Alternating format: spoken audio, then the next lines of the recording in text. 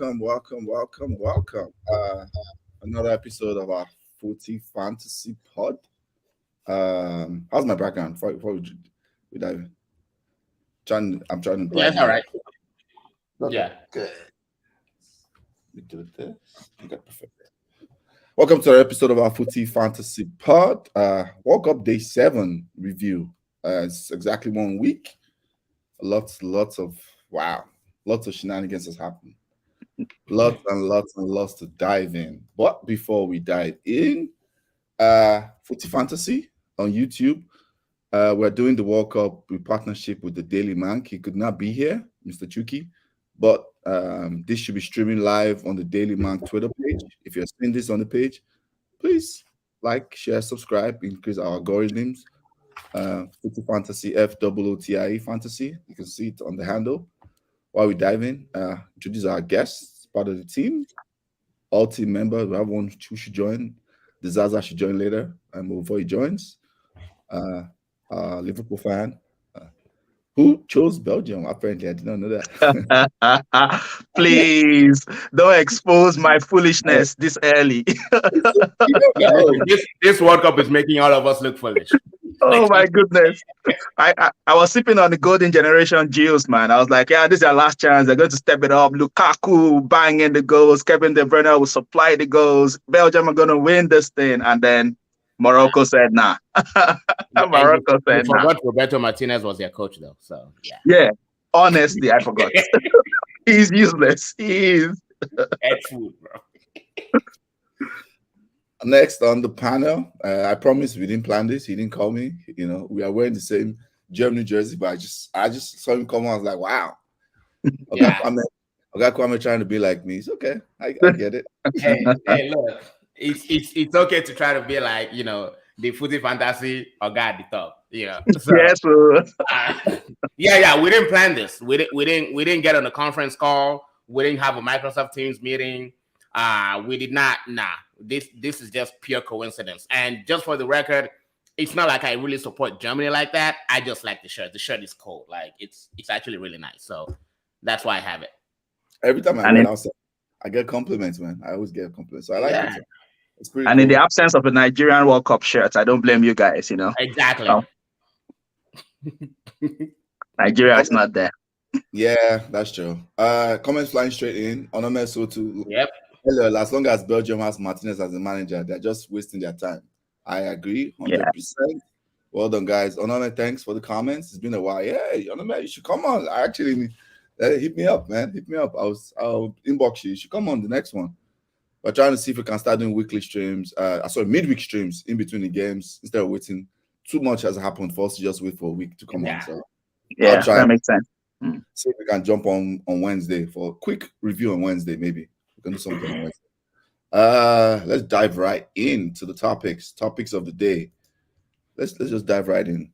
So this added time experiment, you know, for those who don't know, it looks like FIFA quietly, without really announcing it, I've told the refs, you know, for every time wasting that happens during the game, they should add it, you know, before, like after halftime and at the end of the game. So we're seeing 16, 11 minutes, sometimes 10 minutes at that time.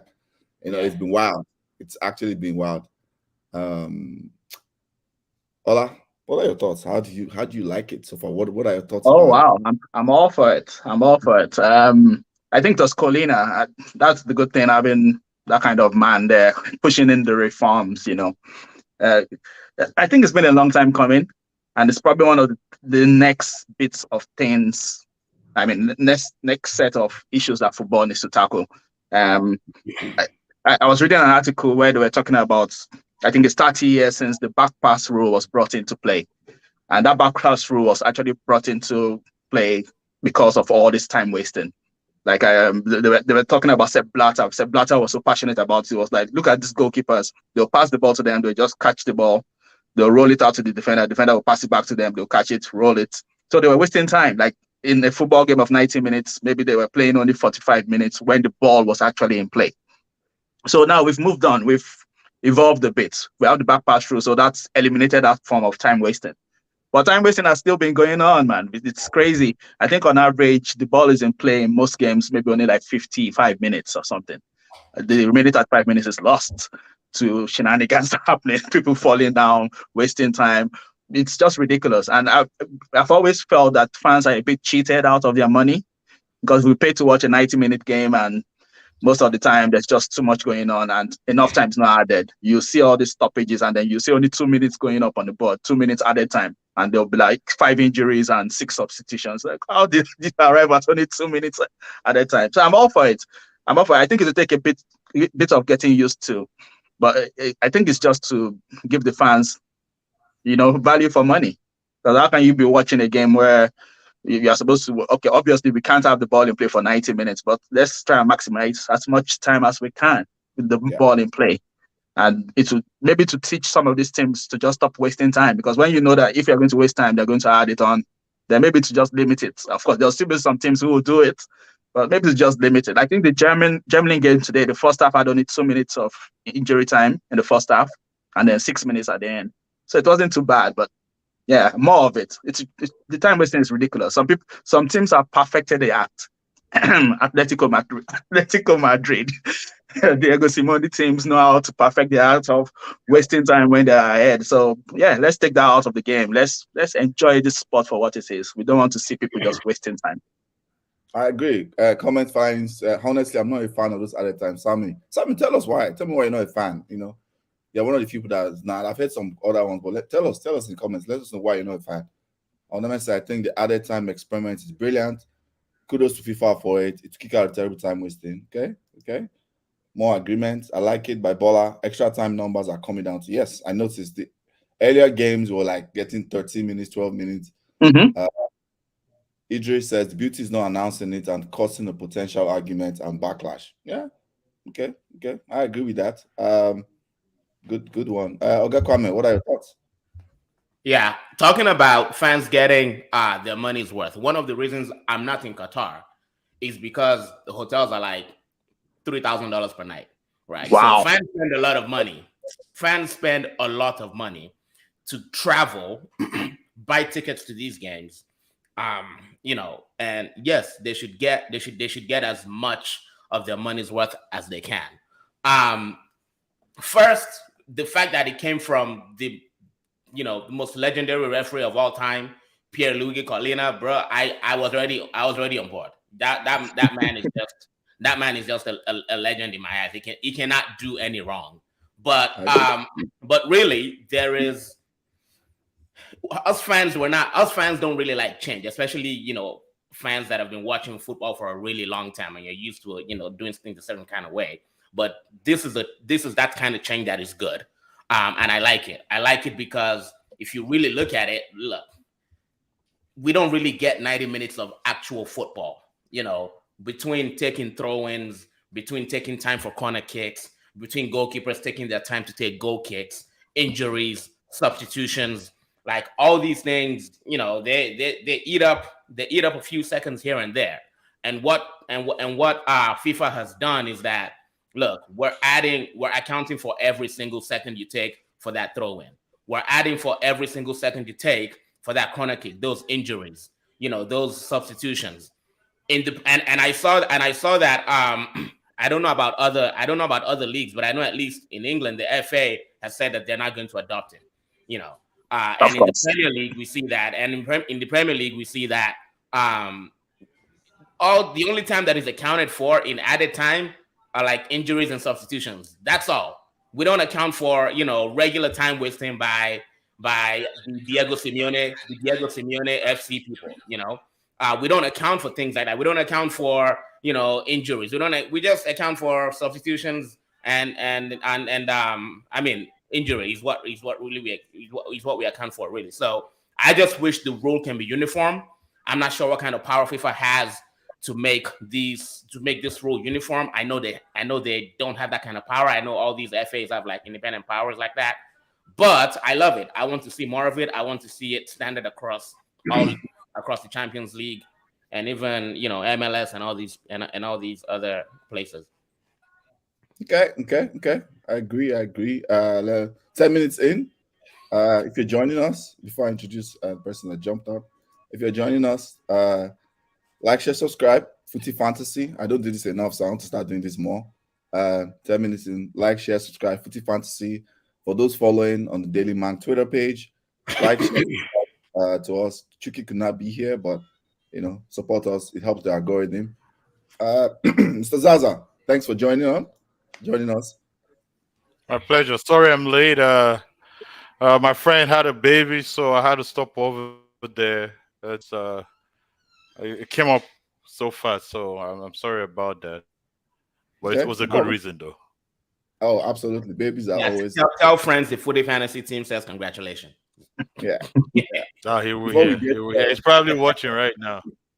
Before you get your comment about this, Onome says, I saw a package for semi-final of 7K. I changed my mind. Hey, Onome. Yeah. I'll change my mind. I don't need that final. Let me tell you something. Let me tell you something. World Cup is coming up in the US 2026. I already started my savings scheme because I'm going to that final live. Hey, that's smart, bro. That's smart though. Like that's real talk. I need to set a separate account for that. I'll be thinking about that. That's very smart. And well, at least good thing it's in Mexico and Canada. We can. The travel is not too far for us. It's just a lot. That's right. I know. We'll get the Euros. Ireland will get the Euros. Don't worry. We'll watch the Euros. We'll manage that one.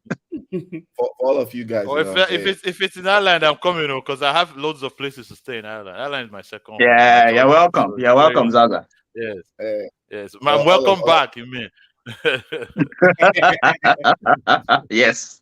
26, yeah. So for other people that are looking for Airbnb places, Houston, hey, I'm just saying, I'm marketing myself. I have, some plans for property.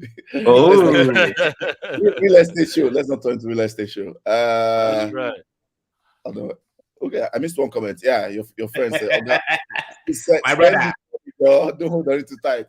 Idris, let me tell you something. I have to hold it tight. I have to hold that money tight. If not, I'll come to Canada to come and sleep in your house. I'm planning for the one in 2026 to make me visit America. Hey, I said first, advertise my place first, please. Come on, patronize me. Okay, Zaza, what are your thoughts on the other time? Oh yeah, it was earlier this year, Man City versus Real Madrid. There was a game they were playing, and there were so many stoppages. There was a lot of time wasting, and people came out of that game complaining. There was an article on BBC about it, and people were basically complaining that why did the game of football have so many stoppages? And then it's not the first time I heard it, but I remember that particular game because the press reports after that spoke about it, and they kind of hinted that on average, most leagues in Europe, they didn't give information about other leagues, from the Premier League to the La Liga, Bundesliga, Serie A. The highest was 55 minutes a game when the ball was at play. Yeah. La Liga actually had an average time of total football game time of about 90-something minutes, which was higher than most leagues, but had averagely less than them. It was a 50-something% proportion. Yeah. 50-something% for most of them, none up to 60%. No. So I felt as a fan, if you go and you're paying top money to go to the game, if you're losing 40-something% every game of time to throw-ins, free kicks, people rolling on the floor, time wasting, then you're being cheated. And I actually like because that article was it time for 60-minute stop clock? Because they basically were saying 60 minutes, because if we're going to get 60 minutes again, why don't we do a stop clock instead of a running clock? You stop the clock every time the ball stops. And so, it's 30 minutes a half. And if you want to take 1 hour to play it, and, no problem. You take 1 hour to play 30 minutes. But that's what I think tied into this experiment. When Colina was talking about it before the World Cup, about we're going to come in here and we're going to do this. What it simply was if you're going to do 5 substitutions a game in 3 periods, you're going to do treatments, you're going to do time wasting, all the stoppages, then rest will add so much time. And I had a discussion with someone who was complaining vehemently about it, saying that fans haven't complained about the time in playing football. So why is FIFA just going ahead and doing too much? That they just overreach it. And I kind of pointed out that the only game in this World Cup where we had extended time was in the game where there was an injury on the pitch, and it was almost 17 minutes. Apart from that, it was the same 6, 7, 8 minutes we're used to. We have been conditioned to seeing 3 minutes per game. So if we see more than 3 minutes, we're saying, where's the ref pulling the time from? Now the Mm-hmm. refs are giving us 6 minutes, 7 minutes, 8 minutes. And if you look back at it, three subs, three banks of subs for each team, 30 seconds each. That's 3 minutes. Plus the other time wasted, that will give you another 3, 4 minutes. Some teams even use all five. We have That's the right. rule, right? Yeah, that's right. So you're looking at a good amount of time being wasted, and I like it. I like it. Someone pointed something else quickly. This is my last thought on this. She said in the group chat, one of our groups, that when players get tired, I said, well, when the players been paid to run for 90 minutes, if they're running Yeah, for 60 minutes, they should have banks of energy left. So, Yeah. exactly. yeah, Yeah, and hopping on Zaza's point about the players, I don't think the players will even complain about this because the Yeah. players expect to play 90 minutes of football. What the players complain about the most is, the amount of games that are played, and that's a whole different topic. that's But right. with the way the players are conditioned, the way conditioning works, if you're already playing, 60, 65 minutes, playing 90 minutes, your body can handle that. It's when you stop and then you have to play games back to back every 2 days, every 3 days. That's where there's a problem with the players. Okay, okay. I agree. Everything. My thoughts very quickly about it is, I like it, right? We live in the world of during like club games, right? Barcelona, like the diving team, like their swimmers, like La Liga teams, right? UEFA Yeah. Luna. Like fans complain much about that. Some, very, very valuable complaints. Some, of course, people are just reaching. So now they now bring a rule where, okay, at least one component of the game, which is the time wasting, that is very common with all these teams. They're kind of trying to, tackle it. Now people are complaining. I hear a lot of complaints. Which is it then? It's like, choose one. You guys complain about teams, time wasting, diving, wasting time, rolling on the floor. They now bring something that says, okay, you know what? For every time people time waste, we stopwatch so that we can, get an approximate close time. Now people are complaining about this, this time. So choose one. That's like choose one battle. But because I want to play devil's advocate and look at the other side of things a little bit, and this ties into actually perfectly into the next in my opinion, the next one of the thoughts on the scoreless games. I think because of that, now this is leading to a lot of games where one of the reasons that leads to the scoreless games, in my opinion, is the added time. I think a lot of teams are like actually, especially when it's scoreless, like to all a tie towards the end of the game, they are holding off on going gung ho, right? Teams are afraid to lose just because of like, oh, they feel like mentally they're spending more time on the pitch. So people are just taking it easy towards the end, especially once it's a tie game. Like, I don't want to lose. I'll take this and just go, right? That's one of the reasons why I think we're having some scoreless games. The other reason for scoreless games, I think, is the weather, where they're playing, the time. The early, if you look at, I think 80% of the scoreless games in this competition are those early games kickoffs, right? And that's why that's boring. I like it because for us, stateside, that's 4 a.m. I don't know what time. For Gakwam, it's probably slightly later. It's 4 a.m. Central Time. I'm not with Yeah, you. it's 5 a.m. It's 5 a.m. There's, Eastern. 10, there's 10 one more a.m. thing over to here. add. There's one more thing to add, though. The only problem with this is that, unlike American sports, I noticed this with American sports. On NFL Sunday, they're starting the game at 11 Eastern, 1 Eastern, 12 Central, and the game is supposed to run for 3, 4 hours because of the breaks. Mhm.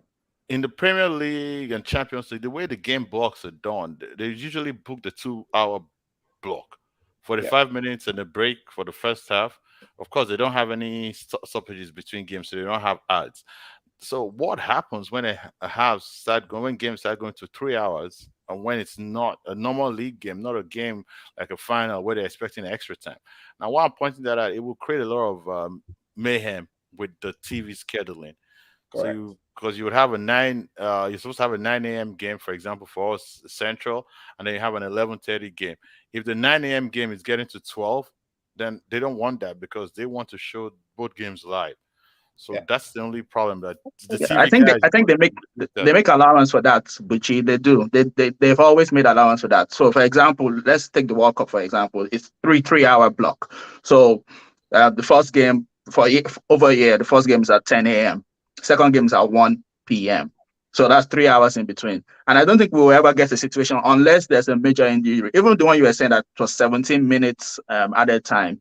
At the end of the day, by the time you calculate everything, it's still roughly like 2 hours because they've That's right. spent 45 minutes first half, 15 minute break, 45 minutes second half, and then maybe 17 minutes added on to that second 40. So it's still like 2 hours. They That's make right. even the Premier League do the same. The Premier League, they'll have maybe a 3 p.m. kickoff, and then the next game that kicks off is at 5:30. 5:30. So that's That's 2.5 hours. So they have made provision for that. The main thing is I understand what you're saying about maybe fatigue and maybe players are thinking they're spending much more time on the pitch. But the reality is there's no way they will do it that you play a 90-minute game, the ball is going to be in play for 90 minutes. Football doesn't work that way. The ball will go out for throwing. The ball will go out for corner kick. There'll be free kick. There'll be players arguing. Referee will say this is a foul. Players will go and meet referee and start arguing. No, it's not a foul. That's always going to happen. So the ball is never going to be in play for 90 minutes in any game.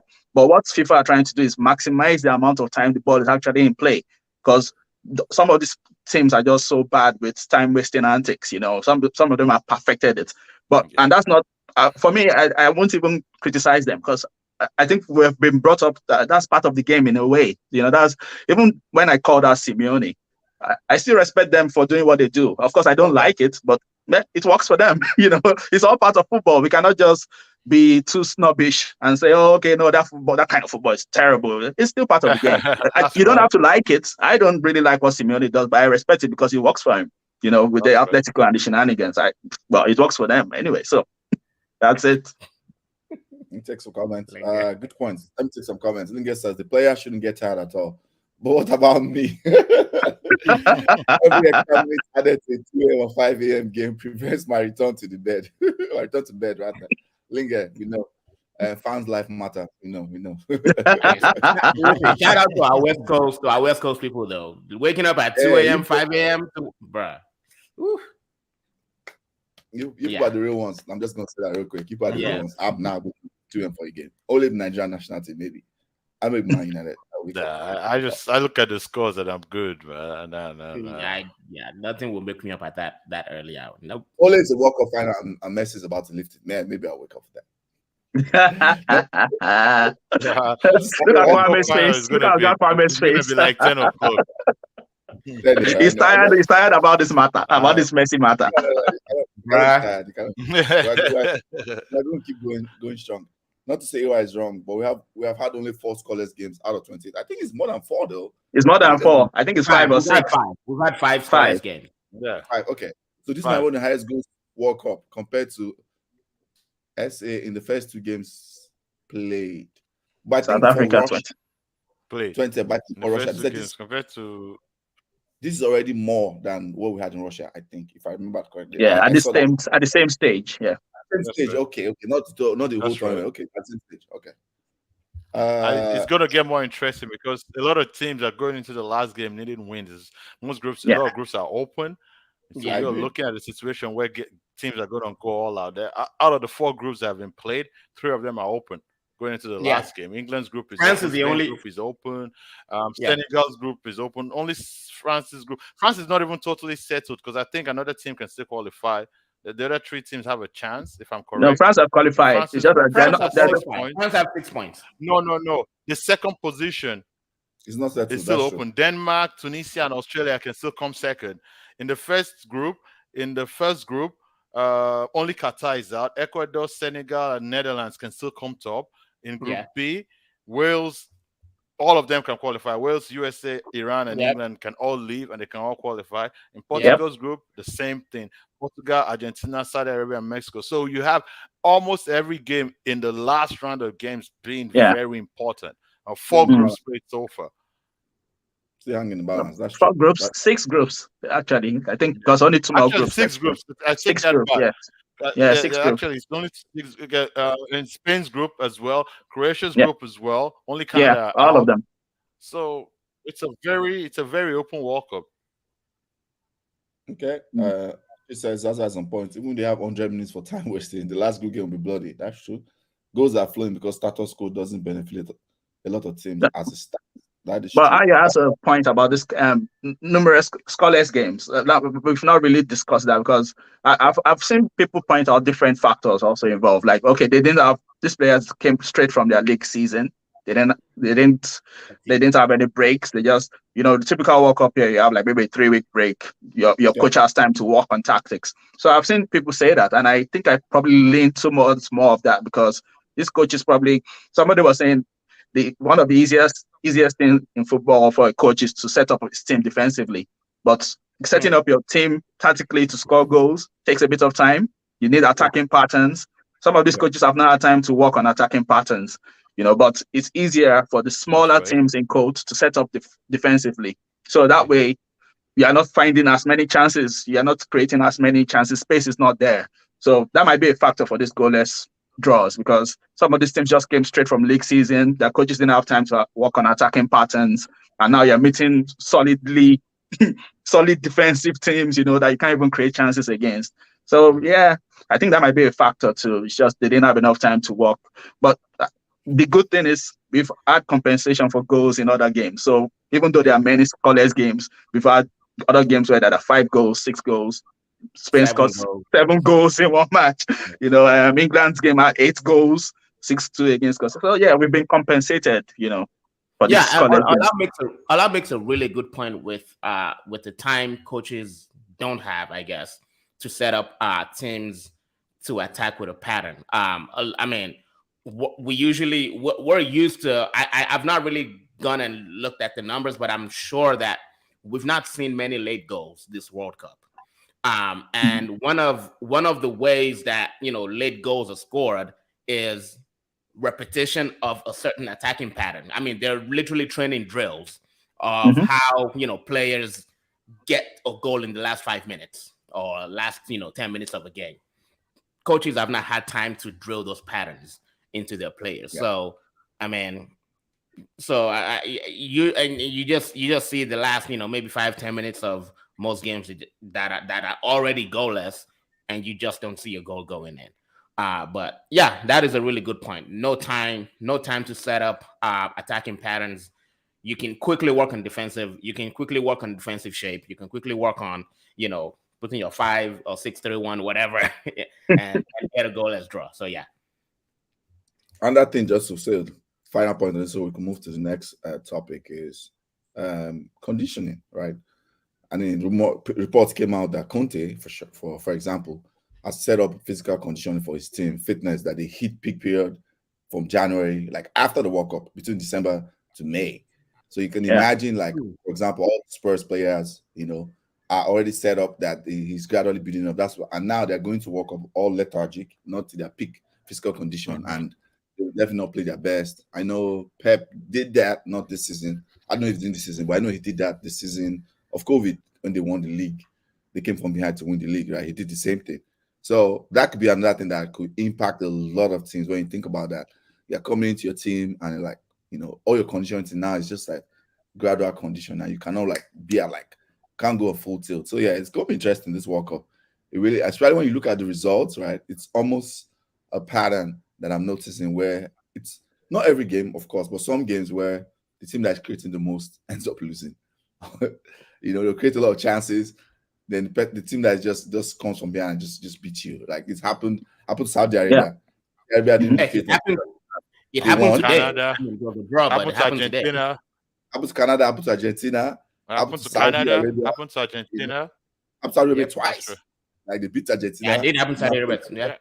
But when they played well, they lost. It's like it's been very weird. That's the funny thing. Like that's one of the good things about the sport. I read one article like Michael Cox was saying Because of course he likes his stats, and nothing wrong with that. But there was one comment he made that football remains extremely difficult sport to analyze properly, because that's like I was saying, teams that are playing well sometimes they lose. And his main point was, it's just that football is it's the lowest scoring sport across all sports. Football is the lowest scoring sport. So you might play so well, your expected goals might be so high, but the actual goals that people score is quite low. So that's why you see games decided by 1 goal or 2-1. And the team that actually creates a lot of chances, if they don't score it, all the other team needs is just that one. Like I think the Saudi Arabia game, they had only 3 shots on target and scored 2 against Argentina. And that's the good thing about football. That probably that's what got us hooked when we were young, because it can be unpredictable, it can be predictable most times, but this kind of situations where the team that doesn't play well manages to win, that gets us hooked, because it doesn't happen all the time, but then it makes this sport difficult to analyze over a long period, because you go into a game thinking, like the Argentina game, I woke up that morning because I missed the game myself. I watched the highlights later and I saw the result. I said, this must be a typo. I just couldn't believe it. I was like, how can Saudi Arabia beat Argentina? In my mind, I said, this is a typo. I thought my phone was broken. I was about to call Apple. I was like, what? But that's the beauty of the sport, it's difficult to analyze it properly, even for the people who love the analysis and the in-depth. For them, it baffles them sometimes. There are some things you can't even explain with the data. There's nothing you can explain about that Saudi Arabia game. Even the Japan against Germany game, Germany, if they play that game 10 times, Germany will win that game 8 times out of 10, or even 9 times out of 10. But that's football, that's what just gets us hooked, because that one time that it doesn't go right, wow, the feeling is just like, wow, how did this happen? And the one time might be on the most important stage. Exactly. The most important stage. It's crazy. It's really crazy. I've enjoyed this World Cup. I've enjoyed it so far. Me too. The funny thing also is that I saw that's very interesting, and I think a lot of us probably know that already, but it just kind of got honed in more, is like club football, which does not scale, to tournament football. Does not. It doesn't. And that's one of the things I always try to like point out and drive home to people. Especially some people like you, Oga Kwame, that always criticize Southgate. It's like I always try to like all the good teams. If you really watch what they do, all the teams that win or at least even go deep, most of them, they are usually teams that all they're trying to do is reduce variables, right? They're trying to reduce variables and minimize risk. And all the teams like Portugal in 2016, whether it's France in 2018, yes, they have more talented players, but their style mostly is be compact, defensively organized, and minimize risk and reduce the variety. Spain 2010. Spain did that very well in 2010. Yeah. Minimize risk as much as possible. While the teams are not that good, they're trying to do the opposite. They're trying to like increase the variety of what they do. So and that's where the whole softball ball tactics comes from. Of course, that will work more based on the type of players you have, right? That's why France was able to execute it when they did it, because they have talented players. So the few chances they create, they're going to take it when you have Mbappe and you have Pogba, you have exactly. It's called playing to your strengths. It's okay to do that though. In the legendary NFL coach Bill Belichick, it's this thing he does that it's one of the reasons why he's been repeatedly so good. He's a very dour coach. He's so dour, like he's so boring. His teams are the most boring teams to watch. That's why when his teams were on top, nobody liked them, because they're like, man, these guys are not good, but they're winning. But this is why he's so good, right? He'll come, he's playing you, he'll say, okay, what's your best weapon? I'll negate that weapon. And then he'll use something else. And then the little things that other teams do not care about, like special teams and all of that. Special teams would be like set pieces in football. That Man, this guy sounds like Jose Mourinho. This guy you're talking about. Jose Mourinho, yes. He will come out and take out your Messi, your Ronaldo, your De Bruyne, kill them. And then every set piece, every throw-in is very important to him. But his team would just play tactical football, 90 minutes, beat you. They'll come out and be like, wow, they beat you 1-0. And be like, yeah, they really whooped us. It was 1-0, but they really whooped us. They whooped you. Yeah, because you won't feel like you played well. He would just kill the game. And that's what teams, I think, do very well on international level. Someone told me, people seem to play more passionate for international level. I said, maybe because the coaches keep it simpler. like you said, there's not enough time, so they keep it simpler for the international period. And talking about the most impressive team so far, my most impressive team, I was going to say France, but I think Spain is the most impressive team. Yeah. And the reason why I'm saying Spain is because that was. If it wasn't, I think they didn't even play at full gear when they whooped Costa Rica 7-0. That could have easily been a 10-0 game. And they played Germany to have to confess against Germany, they really, really looked good. They were very, very impressive. Okay. I agree. So that's my most impressive team so far. Yeah. Yeah, Anybody I concur. Yeah, Okay. Spain. Spain so far. Yeah, I like Spain. I like Spain. Especially somebody said it's like watching Manchester City in the World Cup, right?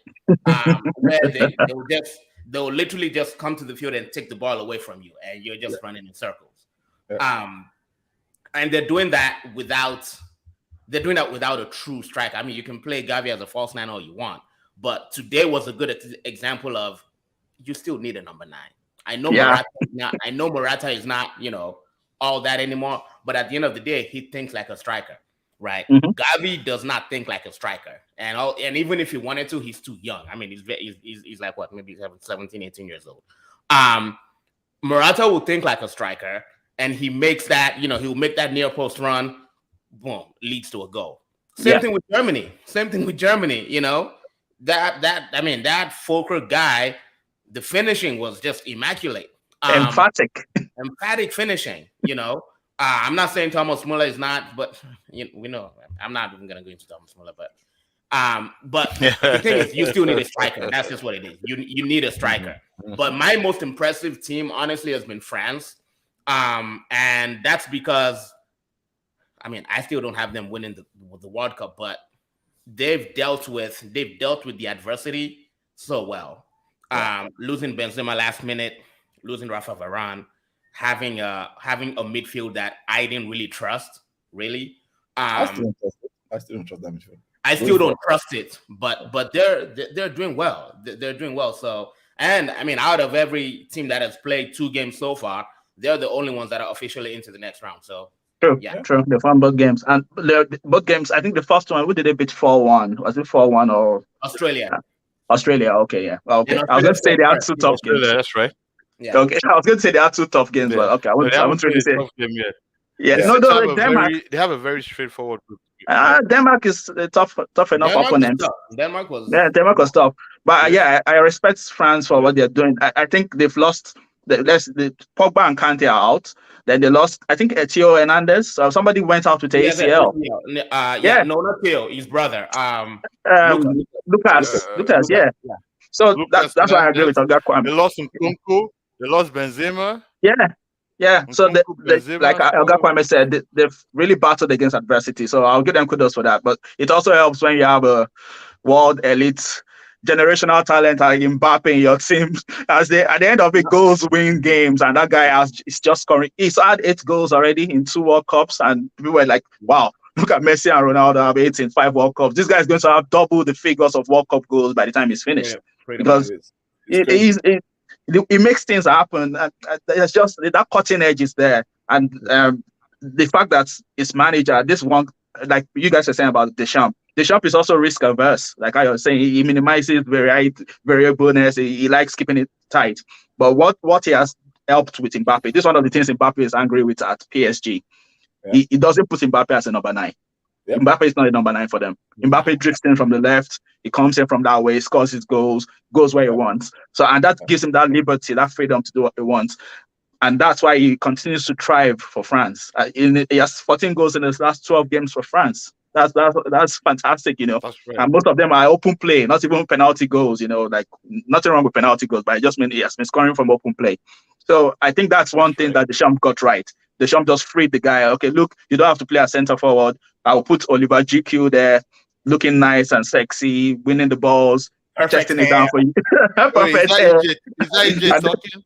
It's so surprising to me, right, that Like PSG, I mean, not to. I won't deviate too much into that. PSG has just not replicated that template. So I Yeah. thought they were doing that this season. Like they would get a proper 9. Even don't even spend too much money. Like Oliver Giroud, hold up play type of player. Yeah. Like Ivan Toney, just hold up play and let Mbappe cause damage from the left coming in, Messi from the other side. They will cause so much damage. I'm just that's what he wants. That's what Mbappe wants, and that's what somebody that can press, that has legs, and he will do pressing, like, because Messi won't press, so he will do pressing. Mbappe will press, and they'll be nice. I don't understand it, but it is what it is. I mean, Neymar doesn't press too. You said what? Neymar doesn't press too. Correct. Yeah. I think Neymar is a problem. Maybe that's why they cannot get it nice, because of Neymar. Because Neymar has to play, right? You can't pay someone 600,000. Doesn't play. I mean, to be fair, in Mbappe, France has, like Ola said, a generational talent. He's also a generational sporting director, a generational owner. Don't go there now. Don't go there. I think before we jump from this, I think Brazil deserve a shout. Serbia has a very difficult opponent, and they played very well. How they do going forward without Neymar I'd like to see that, but they just have so much depth coming off the bench. Like, it's crazy. Bruno Guimaraes did not play. Do you know how bad that is? I know. Gabriel Jesus did not start. Right, it's crazy. Bruno Guimaraes.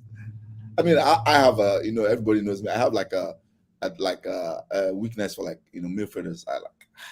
How can you have Bruno Guimaraes on the bench? That guy walks into every EPL team out of Man City. That guy is so good on the bench. No, Brazil has sport for choice. So I'll be an eye on them. Best game so far. Let's dive into that. I'll start this since I think it's Portugal Ghana for me, in my opinion. Yeah. That game was end to end from beginning to the end. And then there was never a time you could say one team was out of it. At least so. I had that written down too. Portugal Ghana. That game was end to end. Now when we thought it was done, at 3-1, I was like, okay, it's done. But Ghana has messed up. All of a sudden, bang. They scored again, and they could have equalized if not for Inaki Williams. Slipped. Right? Yeah, slipped. I was putting my head out when I was watching this. Even Ronaldo was like, "Yay! Hey, Bese." So that game had so many memeable moments, like the what's his name? Ayu. He was subbed. He was still celebrating with his teammates, and then Portugal just scored behind him. I was like, "What's happening here?" So many memeable moments. The guy was not even done saying hi to his friends. But it was a very good game.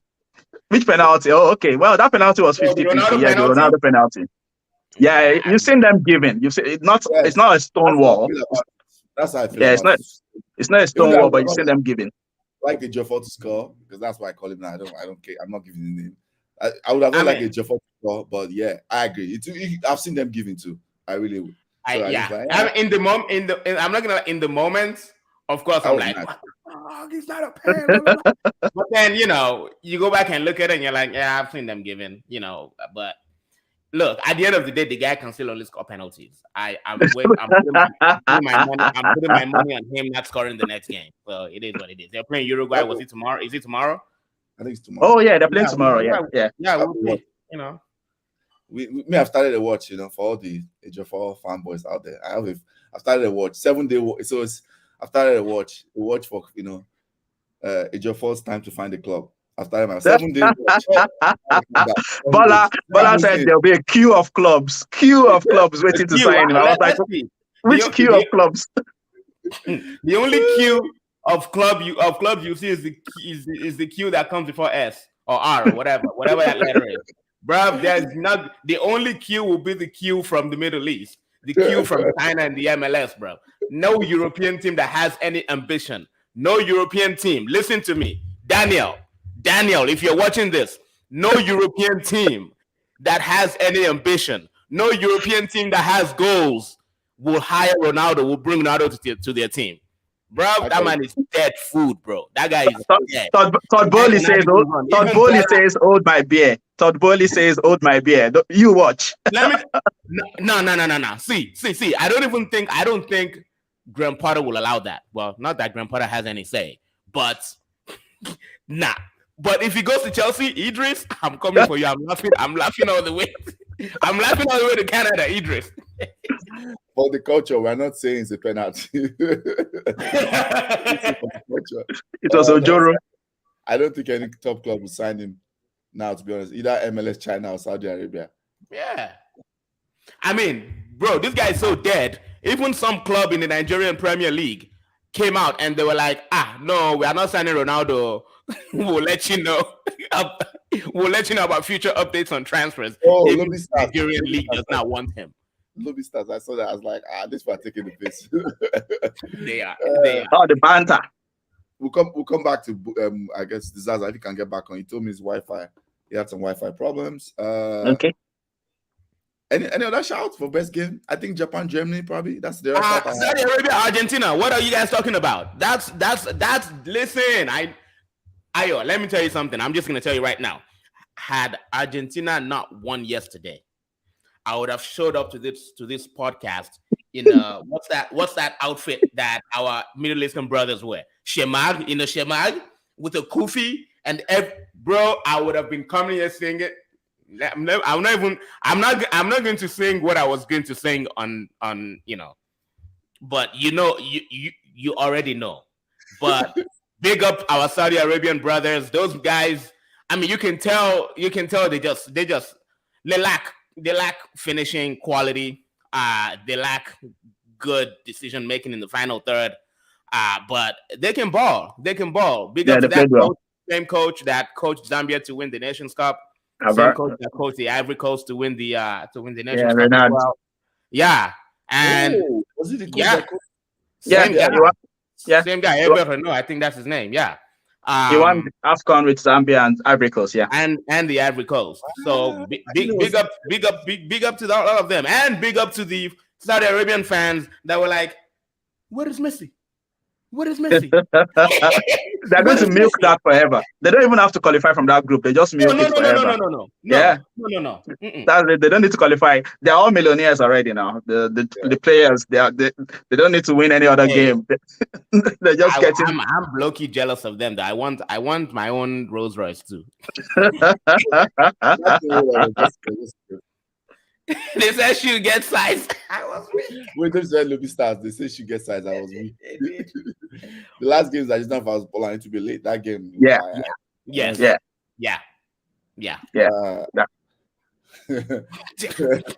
is called Kafia and Jalabia.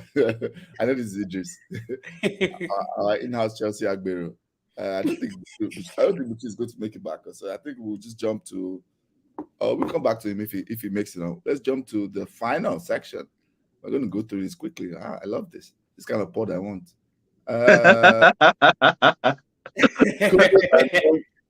Kudos and Donkey of the 7 days of the World Cup, right? Because we always do Kudos of the week. So yes, it's still appropriate. There's a question. I guess let's take the question from Norman here. Who have been the best? I mean, which players have been the best players so far? That's a good question. That's a good question. Best players. I mean, it's hard to leave Mbappe out of it. Best player. I mean, I think he has 3 goals. Huh? Olivier Giroud. Yeah. Mbappe. Giroud. Mbappe has, I think, 3 goals and how many assists? Like what? 3? Yeah, 2 assists. Yeah, 3 goals and 2 assists. I mean, just for, I guess, putting respect on his name. I forget what that young man's name in number 10 for Saudi Arabia. Every good thing that happens through him in that team. The guy that scored the winning goal against Argentina. I'll put some respect on his name. And honestly, Messi too. As much as I can troll Ayo, Messi, I didn't want to say it. I didn't want to be. No. Seriously, I mean, when it's. I mean, of course, they still have to play Poland, but when it comes to how is he like one of the best players? I beg. I'll give you. So the first. I'll give you counterpoint. You can obviously debunk whatever I say, but in the first game, even though they lost, the goal came from him. Penalty. Can you guys hear me now? Penalty. Yeah, we can hear you. Yeah. Hey, look, he scored a penalty, but listen, the CR37 fanboys, they are celebrating his penalty against Ghana. So the same thing now, the same standards. And when it came time, to stand up and be counted against Mexico, the goal came from him. And did he set up the second goal? He set up the second goal, yeah. Look, by standards, that's not prime Messi. The first game, he gave away the ball that led to the Saudi Arabia goal. He lost the ball. He wasn't very effective in that game. He scored a penalty. Yes, fair play. Penalties are part of football, so fair play. The second game, I saw his touches in the box was very minimal. I think he had less than 3 proper touches in the box. That's because Tata Martino became Jose Mourinho. So it's the coach's fault. No, but his goal was fantastic. I saw a meme. They just showed Messi shooting the ball, just like, F it, I'm the GOAT. That's what he just did. He just took the ball, like, okay, this nonsense has gone on too far. I'm just going to score. I'm just going to score. But in answer to the question, which have been the best players, I put Musiala there. I didn't know how you had claimed that boy because I wanted to claim him. I saw you in the group chat saying today, my boy is doing well. No. The United guys know, the OGs, they know. I've been calling they know, that's your boy. Since they know, they know. I've been talking about it. I know. So I was about to claim him. He's a Nigerian boy as well, Yoruba boy. So it's a Nigerian boy, Musiala. So you can claim him as well. Yes. Oh, I didn't know he was Nigerian. Yes, his father. I like him. Yeah. Oh, okay. I think he's been one of the best players for not just for Germany. I think in this World Cup, the first match was really, really good. Also, I think he just lacks a bit of cutting edge, but he's young, so that will come. But yeah, even today, for me, it was Germany's best player today. Also, when they drew, and that ties into my kudos on Donkey of the Week. My kudos will go to the younger generation of players stepping up. We've all been spoiled by the Messi and Ronaldo generation. Now they are gone. They are going. So these young players, Gavi, Pedri, Jude Bellingham, Musiala, Mbappe, I'm giving them all the kudos. All these guys are stepping up. They're showing us, look, don't worry, we got you. We still have talent. We still have people who probably will still break even Ronaldo's and Messi's records. Because like that Mbappe and Haaland fella, they just look like they're going to score 50 goals every season. So those are my kudos of the week. Yeah, those are my kudos of the week. Yeah. Which hat-trick now? Hat-trick. Let's take comments first. Linga says Donkey is FIFA perpetual. I agree. Musiala, Teremi. Yeah, Teremi has been good. Messi, Gakpo has been good. Yeah. His finish has been that good. Gakpo is the one I don't know if I agree fully. Everything I just Messi. Yeah, this is 35 Messi going to MLS. Yeah, it's still giving us some things, Messi is pretty much like LeBron. He'll still drop your triple doubles from time to time. Messi gives us our triple doubles. So, hey, man, we know some people on this podcast. Some people on this podcast, all of a sudden they don't count assists, but I won't say too much. They know themselves. They are telling you they don't care about assists. If they were, I don't know if they were counting assists. Come on, call my name now. Assist is part of it, though. No, assist is part of it. When Pele was playing, because if they were counting it, how many did he get? Saka the very first game. I know you're trying. Saka the very first game, like the rest of England. Kudos to West Africa, best Africa. Any person I'm gonna play on this. Okay. I'm gonna play on Liga's comment quickly. My kudos actually goes to all the underdogs. They've made an interesting World Cup. Saudi Arabia, except Japan. Qatar. Qatar was never an underdog. They're not even a dog. They're just there. I tell you, they just have because they threw some bones out and then people jumped on it. So they're like the dog manager. We gotta call out. We gotta call teams like Costa Rica bouncing back, Morocco, Senegal, Ecuador. There's so many good teams that have come out of this World Cup and said, nah, we're just tired of just coming to this table and eating the crumbs that these masters are throwing up. So we're going to just come in here and eat. And it's our time. So I'm looking forward to what they will do the rest of the tournament and the next World Cup when we're expanded to 48 teams. So it's very good. There's a lot of growth. Weirdly, FIFA kind of wins with that. Even though I think FIFA should be my donkey of the week, especially Gianni Infantino, massive donkey. Guy came out and made an ass of himself. He even looks like a donkey. He looks like a donkey. They should just put his ears, just put his donkey ears on him so that the look will be complete.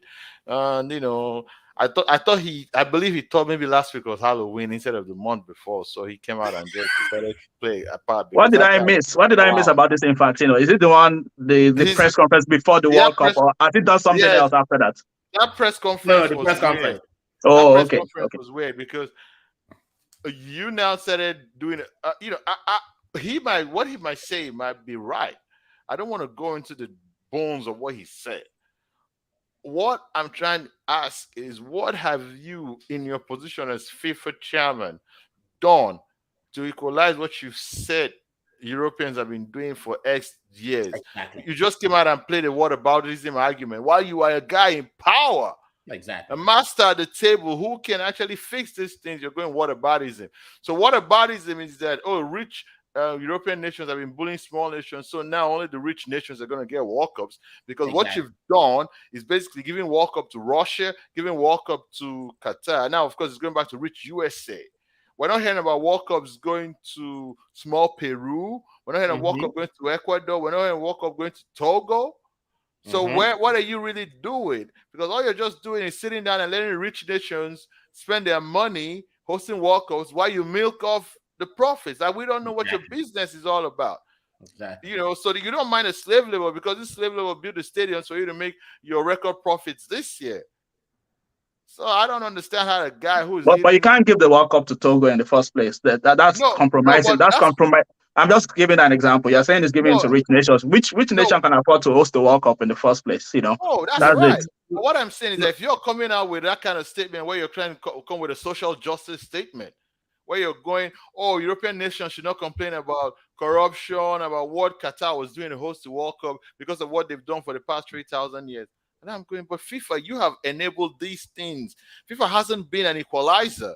What FIFA has done is basically set up banana governments in football management all around the world, where people just sit down and give out World Cups to the highest bidder.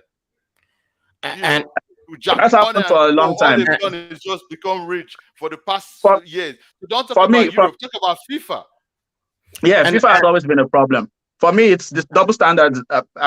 Somebody has told me on this podcast before, I should not dream of a scenario in which double standards will never exist. But I just like pushing that crusade. I don't like double standards. I don't like it. And what I feel is, if people are coming this hard on Qatar, justifiably, I want the same level of energy for other host nations. That's what me I'm pushing. Olympics. So, for example, what they're doing in West Africa. Sorry, but please go ahead. Yeah. So, for example, one of my kudos of the week was Carlos Queiroz. Now, Carlos Queiroz, apart from standing up for himself against Klinsmann, he did something. He had an interview, and they were asking the Iranian players, "Oh, do you have a message for your people back home in Iran?" Of course, what's happening in Iran is despicable. But you are putting these players under political pressure. So Carlos Queiroz comes out and tells the BBC journalist, or one of the British journalists, "Why are you not asking Harry Kane political questions about what's happening in Afghanistan when US and England left the place in a mess? You're not asking these other players about political questions, but you are putting pressure on my own players, the Iranian players, trying to put them in trouble, trying to ask them, what do you have to say about what's happening back home?" That's the kind of double standards I'm against. And now I'm just sorry, I just type it up. And now that's why I'm giving him kudos also for standing up for himself when Klinsmann came for him. Now, I know Idris mentioned that we should talk about this. So Donkey of the Week also will be like the BBC and enabling Jürgen Klinsmann. Now, Jürgen Klinsmann came and made some very bad comments saying this is their culture, the culture of cheating, basically, Iranians. And he also made personal remarks against Carlos Queiroz. It was like, this guy failed in this job, so he went back to Iran because he knows that's where he can succeed with all this kind of cheating. Basically, that's what he was saying. And then today, sorry? Go ahead. He doesn't know who Carlos Queiroz is, but please, I'm sorry, go ahead. Exactly. So then he now came back. So this is why I'm tying all the double standards together. Then he now came back today. Imagine saying all of that, and people were shouting already. They shouted, they made complaints to the BBC, and they still brought him back to the studio today. He was there for Germany against Spain. He was there. He was there to talk again. If we're saying, okay, he's making this kind of statement, at least don't put him back on in the studio. Let him apologize for his comments. My guy didn't apologize, he even doubled down. He said, oh, I'll call Kuros because maybe they are just beefing me because I was a former coach of the USA. That's what he said today. He said they are beefing me because I was a former coach of the USA. Instead of you to apologize for, okay, maybe even if you didn't mean it that way, but it sounded so bad. And then now you're so for me, it's Donkey of the Week.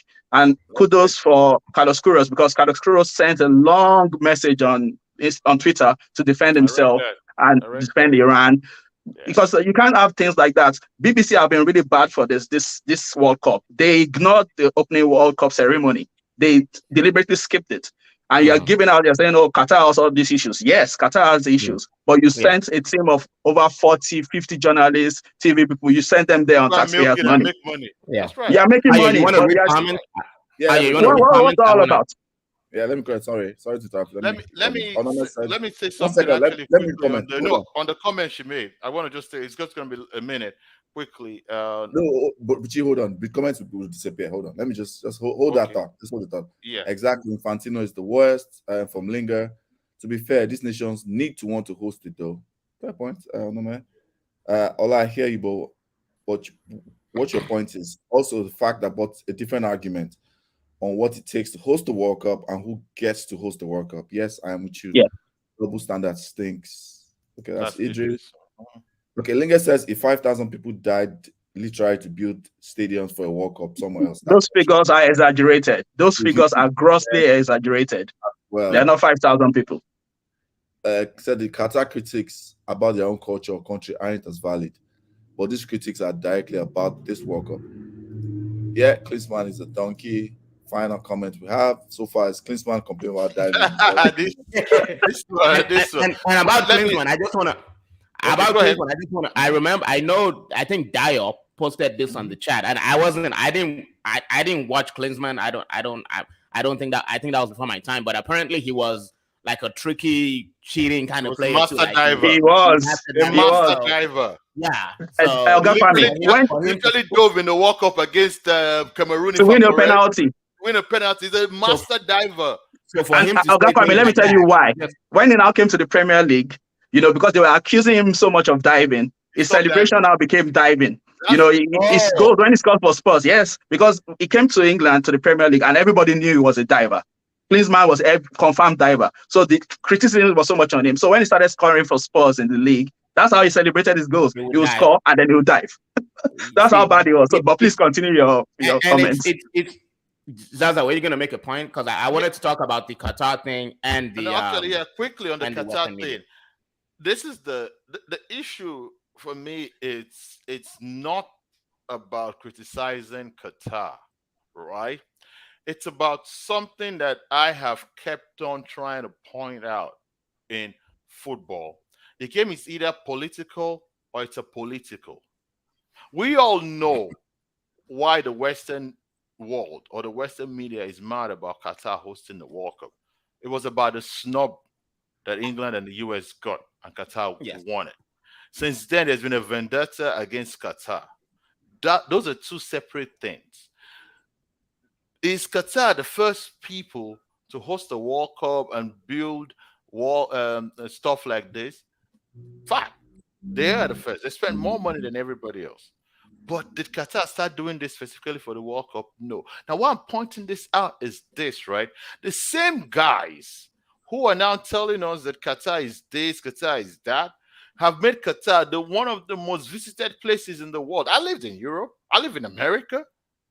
Almost everybody that travels a lot from UK, Germany, Spain, France, they've all gone to Qatar. They've all gone to Dubai. It's the same thing with US. The US guys that travel, they've gone there. All of a sudden, these places are unpalatable. It's only because the media all of a sudden decided to tell us these guys were very corrupt. But we all know FIFA and UEFA have been very corrupt, especially FIFA, in hosting this stuff. It's been a bribery and corruption game for a very long time. The only thing that happened was that Qatar came out and outbribed these people. Now, am I trying to say what Qatar did was correct? No, that's not what I'm trying to say. But if you are going to be political, be openly political. Do not come out and try and tell me that when France is hosting the next Olympics, that I, as an African, should be cool with it. When France is busy exploiting my continent and my particular part of my continent, West Africa, up to today.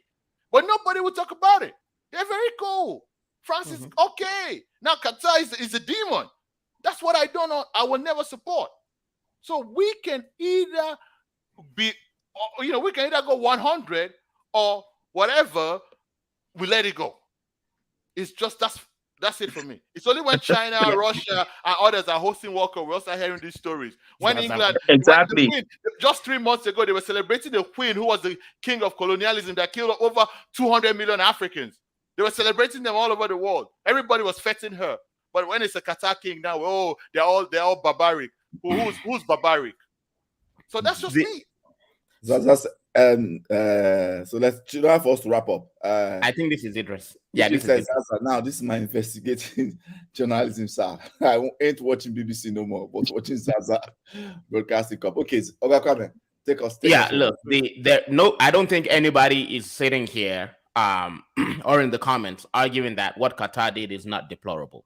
And I mean, of course, we have to feel sorry for those, people that literally died in building Qatar's infrastructure before this whole World Cup thing started. What I want to talk about, what I want to say about how the Western media has covered the whole thing is that, well, I think Ola was pointing to this. Well, I want that same energy post World Cup and post all the glitz and glam and everything else. And not only for Qatar, but I want the same energy for the United States, for England, for France, for all these Western nations. I want the same energy for how the United States infrastructure is pretty much built entirely on slave labor, right? And I know that's centuries ago, but is it less important because Qatar's crimes happened, just a few years ago? No, it's not less important. The point is this. The Western media needs to put their, if you want to be an advocate for injustice everywhere, right? Injustice exists everywhere. Cover it with the same kind of vigor, cover it with the same kind of passion, cover it with the same kind of interest, right? I hear what Qatar is doing. And quite frankly, it's not only in Qatar where the kafala system exists, right? It's not only in Qatar. It exists in other countries. But of course, the light is shining on Qatar because of this World Cup that they're hosting. Well, cover the slave labor in other countries in the Middle East. Cover the injustices that France perpetuates by making 14 different African countries tied to their central bank in Paris, right? Like literally, the economies of several African countries are tied to France. So cover that. And I will not take my lectures on justice. I will not take my lectures on morality from BBC, from CNN, from Sky, from any Western media. I will take it from my own place of conscience, from my own conscientious self. These guys are so bad that the new right wing, check that, right wing in bold capital letters, the new right wing leader of Italy is the one shaming them, and they can't speak. That's how bad they are. Yeah. Let's take comments. So, I'll say my final comments, then we go. You guys have done this topic proud. Idris, thank you, Idris. They are trash. LOL. Idris likes to say that. Idris always says that they're all trash. They are all trash. My own additional donkey. You guys have said everything that needs to be said. My additional donkey is Eden Hazard. That's not been mentioned for the nonsense he came out to say. What happened? When he said Eden Hazard came out and said, I don't know who team. I think it was Denmark. Germany. Eden Hazard said complain about a team coming out to say play and was they should like, why are they protesting? Was it Germany. Germany? Yeah, I said See- Germany that maybe they would have not lost if they didn't do that. Oh, he's Correct. a dickhead. Yeah. Yeah, and then like I say about the Yeah. protest. And guess what happens? You know, of course, Belgium loses. Exactly. Came out with the shut up and dribble comments. So yes, Edinazar is my donkey for that. You know, for the shut up and dribble comment. Well said, Oga Kwame. England shirts were made in Bangladesh by workers making 13 cents per day. They need to rotate the World Cup round each 6 continents. And guess what? Exactly. Thank you, three Bola. lions proudly. They have those 3 lions proudly printed on those shirts. Proudly. Yeah, so that's my additional donkey. Every other one has been, you know, said. If I have one, I mean, kudos. We've talked about all of them, all the minnows. I've just listen. Just because I wouldn't be Oga Kwame if I didn't say this. Additional donkey, Gary Southgate. Let's keep it going. let's keep it moving. Right. I'm going to end on that note. Additional donkey for Gary Southgate, according to Oga Kwame. If you're watching this, you know, this has been good. For everyone in the comments supporting us, Linga, Nome, Idris, Bola, everybody in the comments, thanks for supporting. If you're watching this, this is the end. Footy Fantasy on all our platforms, YouTube. Like, share, subscribe. Oga Kwame, Ola, Zaza, thanks for coming on the show. My pleasure. See you guys next problem. week. Have a blessed week, everyone. We try Thank to you. watch out for our stream midweek. We'll try to do one on Wednesday. A Okay. quick Yeah, problem. after the group stages, yeah. Wednesday. Yeah. Definitely. All right. Definitely. Bye, guys. See you guys. Bye. Bye.